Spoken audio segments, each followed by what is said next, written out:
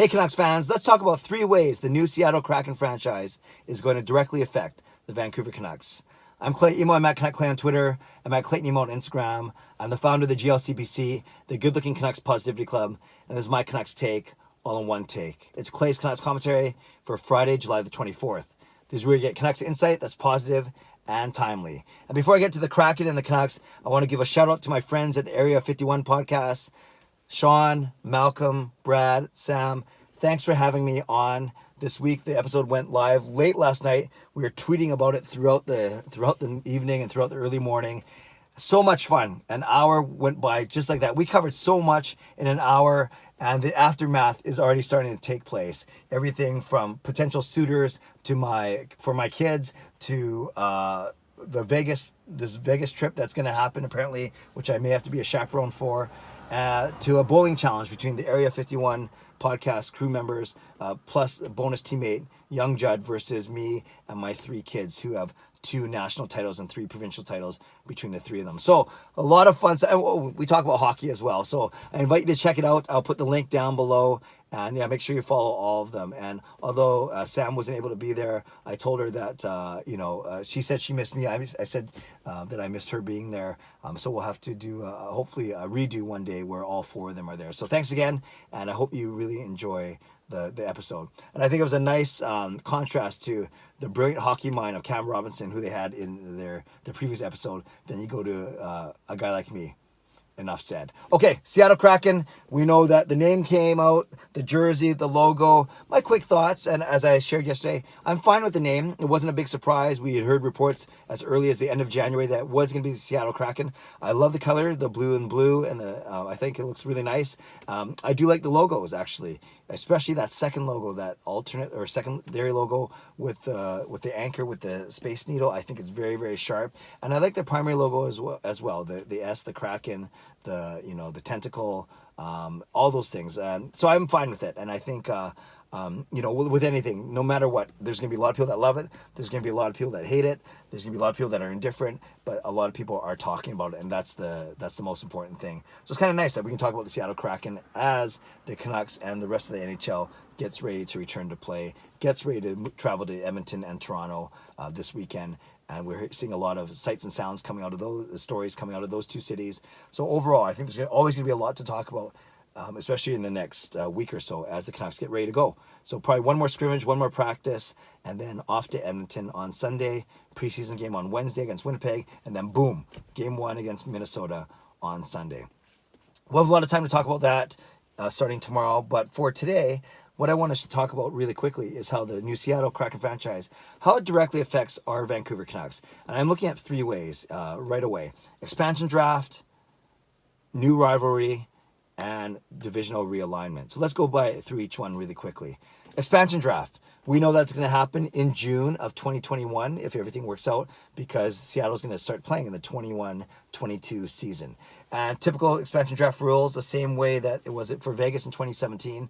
Teams can either protect 7 forwards, 3D, 1 goalies, 11 players, or 4-4-1, only 9 players, and that allows you to protect all 4 of your top 4 defensemen. So a lot of talk, obviously, in this market, thinking that's going to be Thatcher Demko, who we may lose simply because if Jacob Markstrom is the priority in this offseason, then that's going to obviously, you're not going to re-sign Jacob Markstrom, extend him, just to lose him 1 year later for nothing in expansion draft. So as good as Demko is, or can be, or will be, as much as we like him, he might fall victim to the numbers game unless Vancouver works out some sort of side deal with Seattle, but those can go sideways. Sometimes those can go awry, and we saw that a lot of teams got burnt with Vegas in the 2017 expansion draft.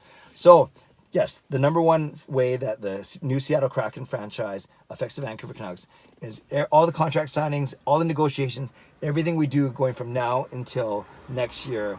We have to have that expansion draft in mind.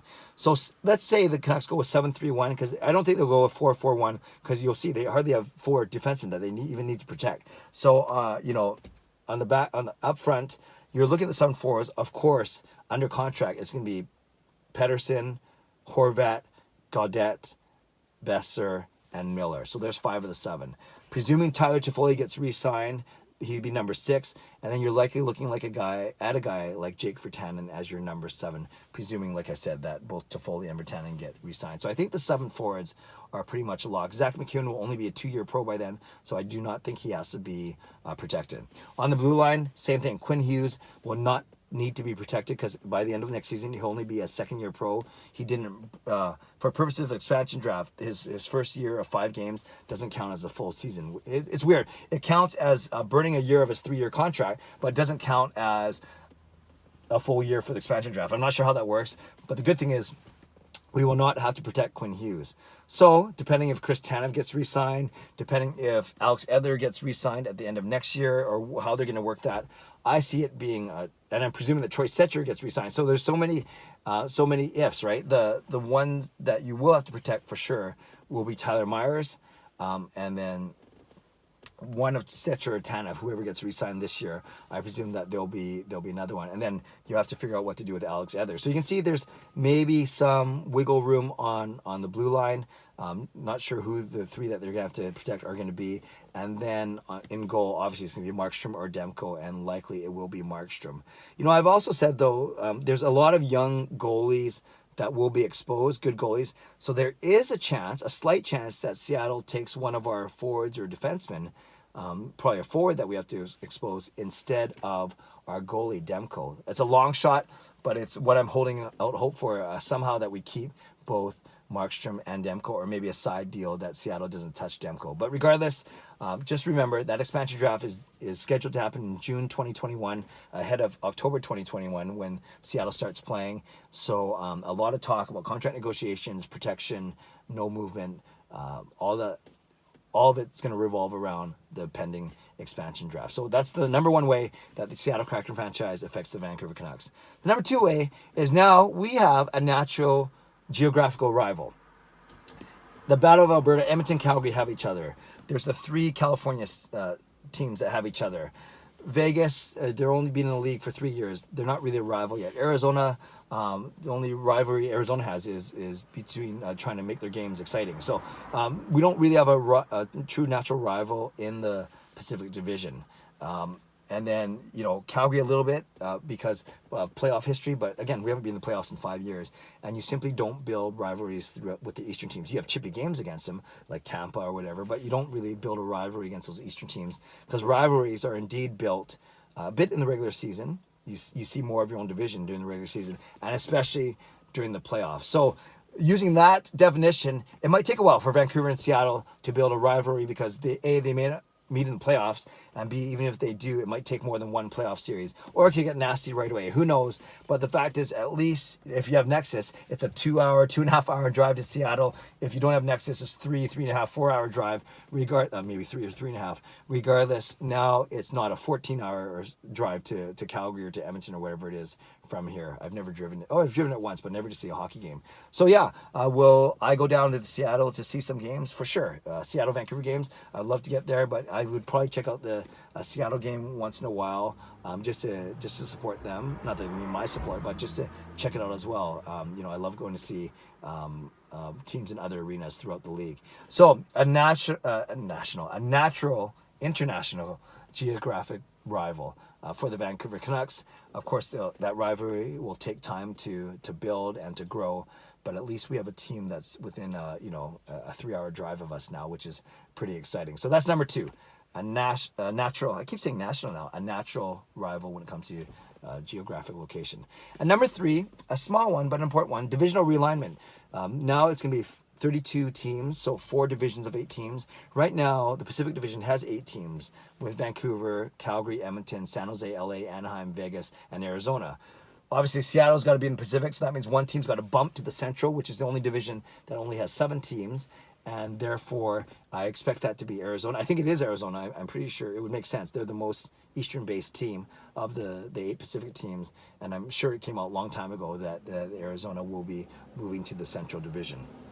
So that's That's a small thing, but remember, you play against your own division 5 times. You play against the other division, the Central Division in your conference 4 times, and then only 2 times against the your Eastern Conference opponent. So obviously, you play against your own division more. That's why they rejigged the Stanley Cup format, not this year, but the Stanley Cup playoff format to a more divisional thing to build up these rivalries that I talked about in point number 2. So that's point number 3 is. We'll be subjected to 1 or 2 fewer games against Arizona that we have to watch because they'll be moving to the Central Division. So there we go, Canucks fans. Just want to lay those 3 out for you. The 3 ways that the Seattle Kraken franchise directly affects the Vancouver Canucks. Now, expansion draft considerations, geographic rival, and the divisional realignment. So my question of the day to you, it can be a few, but which of those 3 resonate with you? Are there any effects that I'm missing, factors that I'm missing right now? And you can keep on going with the whole who do you think the Canucks will end up losing in the expansion draft if you want to predict already a year out from now. But a few things that you can answer as my question or questions of the day. So once again, check out the Area 51 podcast episode. It was great to be on there, and looking forward to connecting with you over the weekend. Of course, Ask Me Anything and my live stream on Sunday, and getting ready for live streams Wednesday and Sunday of next week. Also lining up Corey Hirsch to interview sometime next week, as well as a couple others in the hopper, so to speak. So lots going on, and the Canucks practiced today after a day off yesterday. Leave a comment. I love to read, react, and reply. Subscribe if you like to. Like this video if you like to. Stay safe, stay healthy. Take care of yourselves. Take care of each other. Have a great day. God bless. And go Canucks go.